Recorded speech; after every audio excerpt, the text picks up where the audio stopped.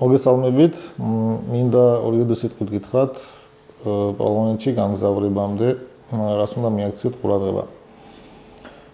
პირველ რიგში ნახეთ პასპორტის ვადები, აუცილებლად 3 თვეზე მეტი უნდა გქონდეს დარჩენილი პასპორტს დრო, რომ პრობლემები არ შეგექმნეთ შემდეგ ცხოვრების პოლონეთში ცხოვრების დროს.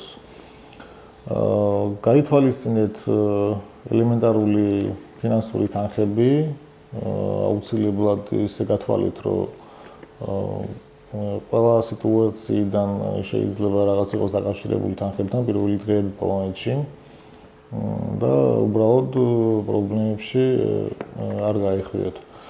ასევე აუცილებელი არის ჩამოსვლისთანავე აეროპორტში იყიდოთ სიმბარათი ინტერნეტით და ანუ რეგისტრაცია გავლილი სიმბარათი ადგილზე უბნებით რეგისტრაცია გავლილი ბარათი მინდა ინტერნეტით.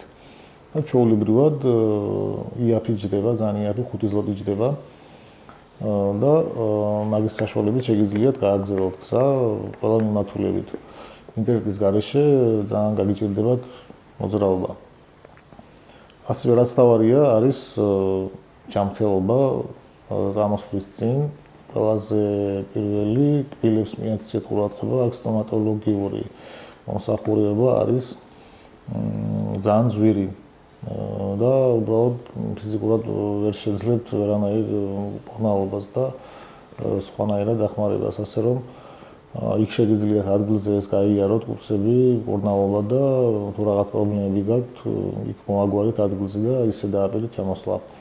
შემდეგ რაც შეეხება სამუშაოს, დამსაქმებელთან თუ მოდიხართ ან რაღაც ფირმისგან თუ გაქვთ მოწვევა ან ელოდებით ან რაღაცნაირად, ადგილზე შეამოწმეთ ინტერნეტით საიტში შედის ფირმის, შედით და ნახეთ ფირმის ხანგრძლივობა, მუშაობა, პირობები და ასე შემდეგ.